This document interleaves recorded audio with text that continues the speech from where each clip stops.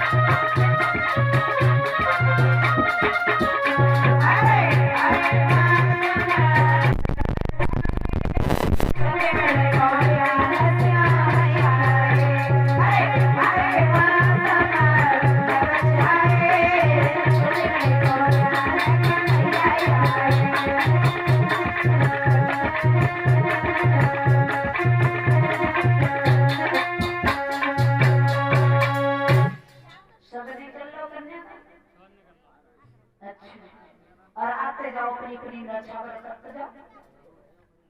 आज इधर भगवान कन्हैया की शादी और रुक्मिणी के साथ में, और महाराज रुक्मिणी के साथ में जो शादी है सबसे पहली शादी भगवान कन्हैया की रुक्मिणी के साथ में जो विश्व की पुत्री थी। आज जो पहली शादी हुई है, आज दूसरी शादी हुई है जामवंती के साथ, और तीसरी शादी हुई है सत्यभामा के साथ में, चौथी शादी भगवान कन्हैया के कालिंदी के साथ में, और पांचवी शादी मित्रवृंदा के साथ में, छठवीं शादी सत्या के साथ में, सातवीं शादी भद्रा के साथ में, आठवीं शादी भगवान कन्हैया की लक्ष्मण के साथ में। बताया यहाँ तक जाता है कि आधी शादी कुब्जा के साथ भी हुई थी,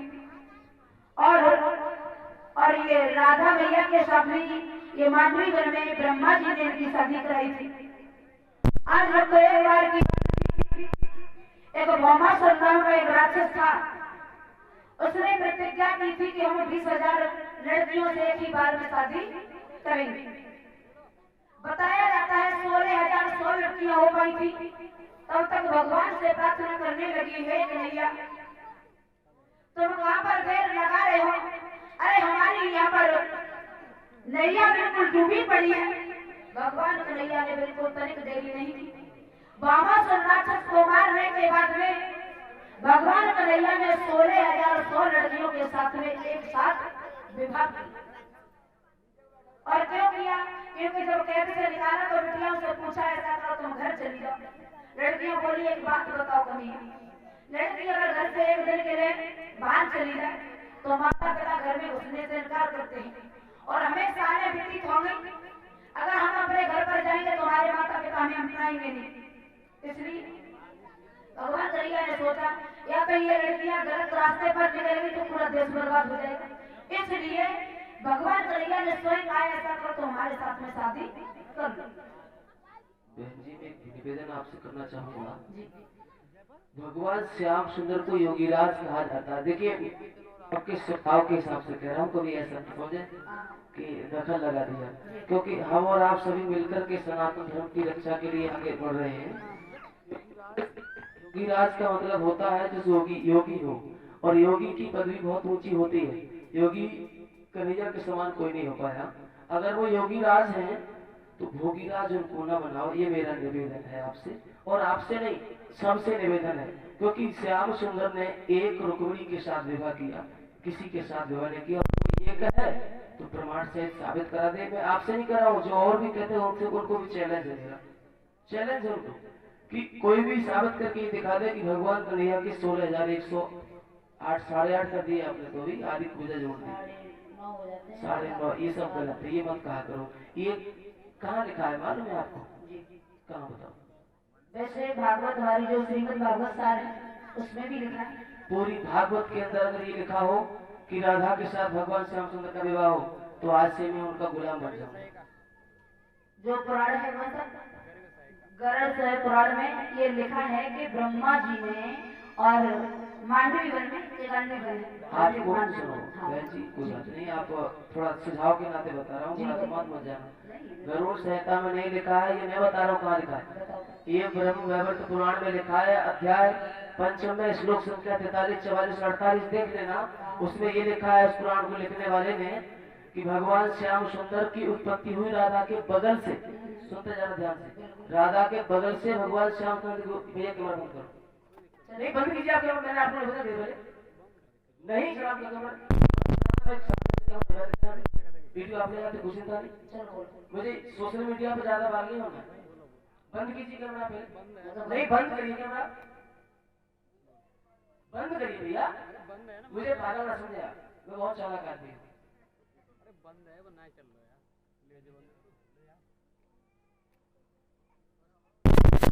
है बात कहाँ चल रही थी? ब्रह्म वैवर्त पुराण में ये लिखा है, आप देख लेना कि राधा के गर्भ बगल से, बाएं बगल से कन्हैया की उत्पत्ति हुई, तो राधा का क्या होगी वहां पर? माँ हो गई ना, राधा माँ हो गई। अब उसी पुराण के अंदर उसी लिखने वाले ने ये लिखा है कि राधा रायण की पत्नी है। सुनते जाओ, राधा रायण की पत्नी है। रायण कौन था? यशोदा का भाई था। तो वहाँ क्या रिश्ता बन गया? राधा से मामी का रिश्ता बन गया, है ना। और उसी पुराण में ये लिखा है कि राधा वृषभान की कन्या है, तो उसके रिश्ता से लोगों से प्रेम का बना दिया। लेकिन ब्रह्म वैवर्त पुराण को तुम क्यों उठा रहे हो? वो एक काल्पनिक पुराण है, तुम भागवत की कथा सुना रहे हो। भागवत में कहीं हो राधा की शादी दिखाई हो तो मुझे बताओ। निवेदन कैसे कह रहा हूँ? बिल्कुल भागवत में नहीं है, जो पुराण में है वही बता रहे हैं। तो पुराण में तुम उस पुराण की कथा थोड़ी सुना रही हो ना, लेकिन हम और आप भागवत की कथा सुना रहे हैं। मेरी बात सुनो, आप कृष्ण के नाम से हम और आप सभी समाज में ये सम्मान पा रहे हैं, और हम अगर उन्हीं को कलंकित करें तो कितनी बड़ी गलत बात है। हमारे बाप कोई हमारे सामने गालियां दे, तुम्हारे पिताजी को, तुम्हारे बड़े भैया को कोई गालियां दे, कितना बुरा लगेगा। बहन जी, आप थोड़ा निवेदन से कहूंगा आपसे कि इस चीज का सुधार करें, और औरों से भी कहें। गलती तुम्हारी नहीं है, गलती उसकी है जिस ब्रह्मवत पुराण को लिखने वाले की सबसे बड़ी कमी है। और गलती हमारी आपकी ये है कि हम भागवत की कथा सुनाएं, उस पुराण को क्यों उठाएं? लेकिन यहाँ तो कथा सुनाते हैं तो सब सारी कथा उसी में आती है। नहीं, इसमें बिल्कुल नहीं है, मुझे दिखाओ निकाल कहीं हो। हमारी तो इसमें पता नहीं कौन सी कथा बांधी, कौन सी भैया कोई सी भी हो, भागवत की कथा बांधी जाती है, श्रीमद् भागवत कथा हो रही है। भागवत कथा में अगर कोई हो ऐसा तो बताइए मुझे। लेकिन ये 8 शादी तो बिल्कुल बताइए। 8 शादी कहाँ बताइए? नहीं है, बिल्कुल उठा के ले। भागवत के अंदर 50 भागवत कथा सार में ये लिखा है कि भगवान कन्हैया की 8 शादी हुई, और सीधे सीधा लिखा है कि जमंती पुत्री जमंती उसके साथ में भी। भागवत को किसने लिखा थोड़ा बताएंगे? किसने लिखा? अब वो तो आपको, आप कथावाचक आपको नहीं बताएंगे। आपसे अभी आपकी इस बात का जवाब दे रहा हूँ। वेदव्यास ने लिखा था, वेद व्यास ने लिखवाया था। हाँ राधा जी के आदेश पर। कितने पढ़े लिखे हैं भैया? तभी तो कह रहे हैं ऐसी बात। भागवत को वेद व्यास जी ने कभी नहीं लिखा, ये बहुत पंडित जी ने लिखा था। अगर वेद व्यास जी ने भागवत लिखा होता तो भागवत सुनो, वेद व्यास जी ने एक पुराण और लिखा है, पुराण नहीं कहेंगे उसको, महाभारत लिखा है ना। महाभारत में आप कृष्ण के बारे में देख लीजिए, कितना उज्जवल और पवित्र चरित्र लिखा है वेद व्यास जी ने। आप वो व्यक्ति अच्छा लिखने वाला क्या बुरा लिखेगा? एक आदमी दो तरह की बातें लिख सकता, भैया आप बताना थोड़ा सा। एक आदमी दो तरह की बातें लिख देगा? नहीं लिखेगा ना। आप समझो, आपको इतिहास के बैकग्राउंड में जाना पड़ेगा कि हमारे देश में हुआ क्या है, ये मिलावट कहां से आई। भागवत के अंदर लिखा है, मानता हूं, ये तो लिखा है। जो चीज लिखी है वही हम बोल रहे हैं। चलो इस चीज को थोड़ा, ये चीज थोड़ी एकांत की है, मैंने तो सोचा था यहीं से थोड़ा सा, कोई बात नहीं, आपने लेकिन सुधार करने की कोशिश करो इसके बारे में। और प्रमाण ना मिले तो मैं दूंगा आपके लिए, एक एक शब्द का प्रमाण मैं दूंगा आपके लिए। लेकिन देखो, हमारा और आप, हम और क्या है, सनातन धर्म के ऊपर टिके हुए। हमारे तुम्हारे बच्चे कल को भीख मांगेंगे और भीख भी नहीं मिलेगी अगर सनातन धर्म डूब जाएगा तो। हम गुलामी भोग करके आए हैं, आजादी देने वाले चले गए, उस आजादी की में रक्षा करनी है, बर्बादी नहीं करनी।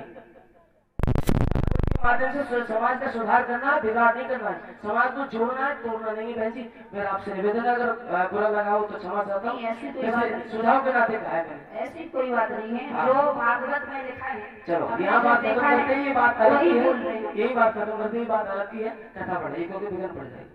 कोई बात नहीं है, कथा बिगड़ पढ़ने की बात नहीं है कि वो जो साक्षात है उसको चीज को मानना चाहिए, लेकिन जो लिखा है हम तो वही बता रहे हैं। वही तो हमने कहा, कृष्ण हमारे पूर्वज हैं, वो हम उनके वंशज हैं। हम अपने पूर्वजों को कितना, हमसे बड़ा कौन होगा? तो ये गाली, अरे हम ये योगी, या तो योगीराज मत कहो उनको, या भोगीराज। योगीराज, एक बात आपको पता होगी, जब भगवान कन्हैया ने गोपियों के वस्त्र चुराए थे उस समय लोग कहते हैं कि लड़कियां नग्न होकर, ये सारी बातें आपको मैं बैठ के समझाऊंगा, मंच में अभी नहीं, क्योंकि यहाँ जनता बैठी है, पागल बनाएगी क्या ये अपनी। चलो कोई बात नहीं, बाद में बात करेंगे। कभी न चीज सुना ने कुछ हुआ, ये क्या है, किसने भगवान उस लिखने वाले का भी नाम, कुछ नहीं हुआ था, उस लिखने वाले का भी नाम बता दूंगा, ये किसने लिखा है। और भैया इतने बड़े ज्ञानी तो है नहीं, जो हमें ज्ञानी तो हम भी नहीं है, जो देखा है, जो लिखा है वही आप लोगों के सामने सुना रहे हैं। और आजकल क्या होता है, कोर्ट में अगर जो चीज तुम पेश कर दोगे उसी के द्वारा छोड़ सकते हो, वरना कुछ नहीं है। नहीं, ऐसा नहीं है। छोड़ने का कारण सिर्फ बहन जी सत्य है। सत्य कोर्ट में काम नहीं आता है जब तक लेखक आपके पास नहीं हो। मेरी बात सुनो, झूठ हमेशा कट जाता है। सच्चिदानंद रूपाय विश्वोत्पत्त्यादि तवेद तापत्रय विनाशा श्री कृष्णाय। सत्य क्या है? सत्य ही तो ईश्वर है, और जो सत्य है वो कट नहीं सकता, झूठ है वो हमेशा कट जाएगा। तो आप सत्य की बात से बच सकते हैं, ये न कहो कि लिखा दिखा दो बस। ये तो समाज के आगे अज्ञान घोषणा हो गया ना, कि बस ठीक है तुमको बहलाना है, पुड़िया लगा दो, टॉफी दे दो, कुछ भी दे दो। ये तो अंधे साफे को क्या पता। ऐसा कुछ नहीं है, ऐसा कुछ नहीं है। इस बात को खत्म करो, आगे कथा। एक बात सुनो, पब्लिक इतनी पागल नहीं है, तुरंत टोक देते हैं कि ये कथा कहाँ चल रही है, झांकी तो छोड़ो, हम पीने में कर रहे प्रश्न पर प्रश्न भेज रहे। अरे वो ग्रेजुएट लोग होते हैं, वो इनको कुछ नहीं पता। ये क्या बोल रहे हो? ये समय ऐसे नहीं, बिल्कुल खड़ा कर देंगे। चलो बात आगे बढ़ाइए, ये बात थोड़ी एकांत की है। चलो बोलिए गोविंद भगवान की। आज इधर जब भगवान कन्हैया की शादी हुई, शादी होने के बाद में आज भगवान कन्हैया रहने लगे, बड़े धूमधाम से रहते हैं इधर द्वारकापुरी में। आज सभी के साथ में जब कन्हैया रहते हैं, बताया जाता है भक्तों, इधर जो सुदामा जी थे, आज जो भगवान कन्हैया की मित्रता हुई थी बचपन में, वही सुदामा जी आज दिन और प्रतिदिन गरीब होते गए। जो उनकी शादी हुई तो आज एक सुशीला नाम की दुल्हन घर में आई और उसके साथ में प्रेम से रहने लगे।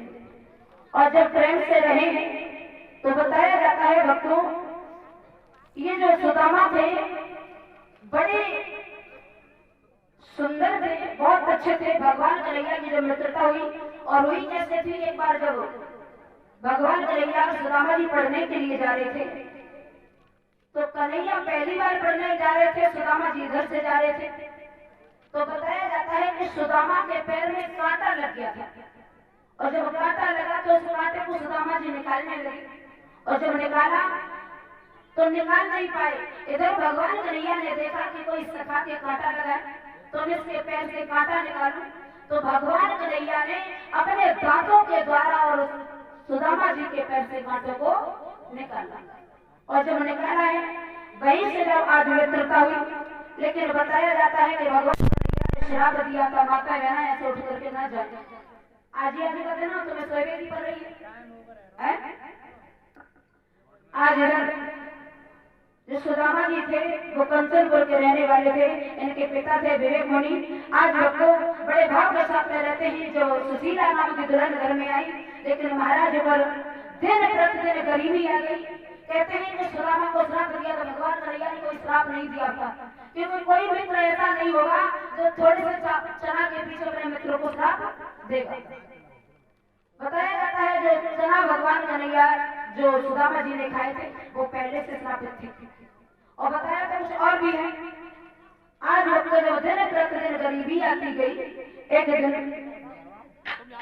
सुशीला कहने लगी, महाराज ये बताओ ये दिन प्रतिदिन हमारे ऊपर गरीबी क्यों आ रही है, क्या बात है। आज वक्त जैसे ये बात है, आज सुदामा जी समझाने लगे, और क्या बोले। आरे रोए रोए सुदामा कहे, और भामिनी हर समय तपट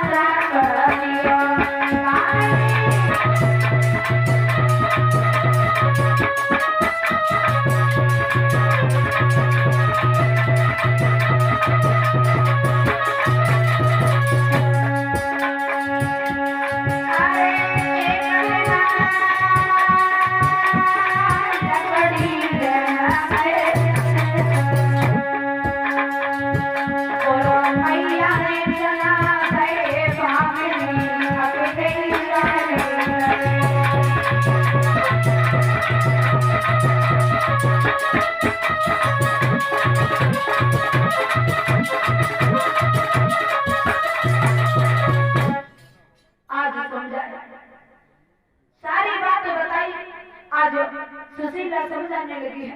ऐसा करो, कोई बात नहीं है, तुम ऐसा करो भगवान कन्हैया से माफी मांगो।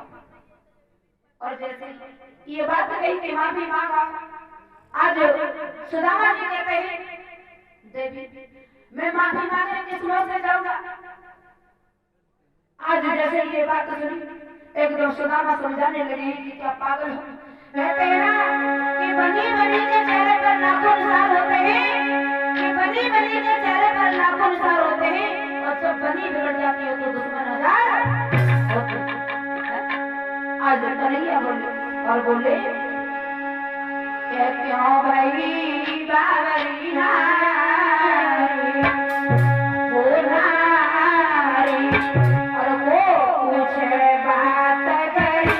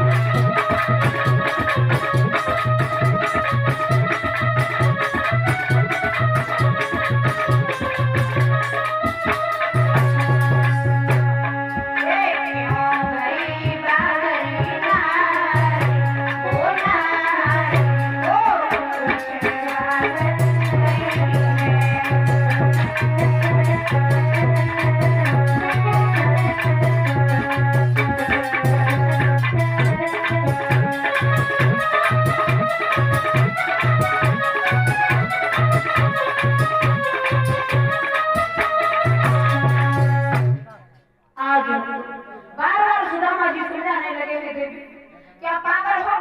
जब गरीबी आ जाती है तो अपने भी साथ छोड़ देते हैं, यहाँ तक कि सगा भाई भी साथ छोड़ देता है। और तुम बात कर रही हो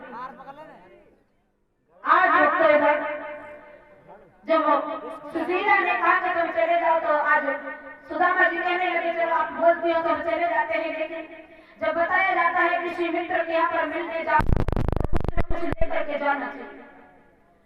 आज तो जैसे ही आज अरे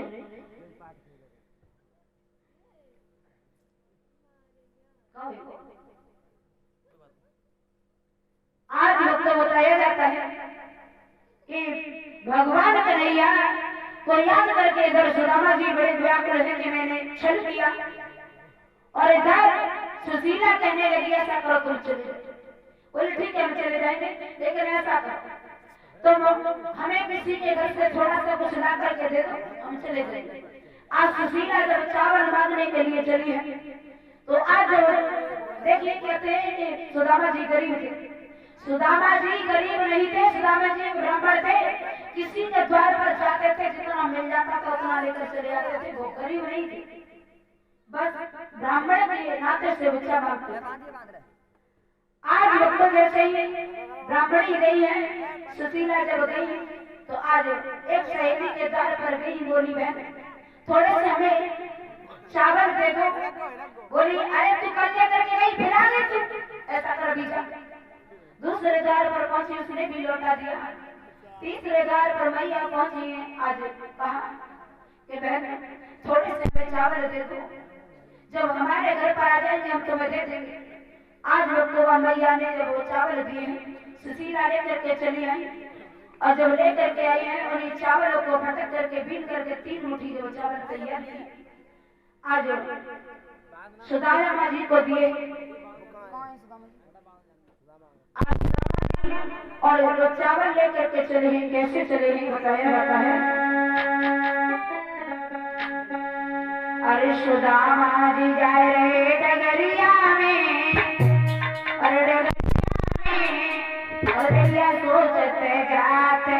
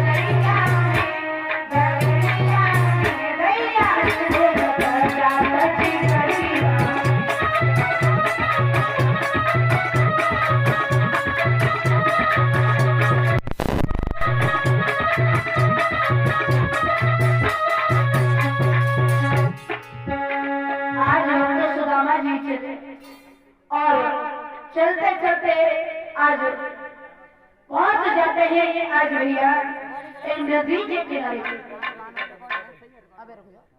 आज नदी के किनारे पर पहुंचे और आज देखा है कि नाव चल रही है, लेकिन हम उस पार कैसे जाएं। आज हम तो भगवान कन्हैया ने तनिक देरी नहीं की, माला बन के आ गया और पूछने लगे भैया तुम्हें कहाँ जाना है? बोले उस पार जाना है। आज मल्हार कहने लगा उस पार जाना तो ऐसा करो दान तो निकाल करके उस पार की उतराई दो। बोले नहीं भैया मेरे पास कुछ नहीं है। भगवान कन्हैया मल्हार बन करके आए, कहने लगे तुम्हारे पास क्या है? जवाब दिया मेरे पास बस गरीबी है। बोले सुई दे दे। आज भक्तों भगवान कन्हैया और सुदामा जी को और नाव में बैठाने के उस पार के लिए ले चलते हैं। कैसे चली चली रे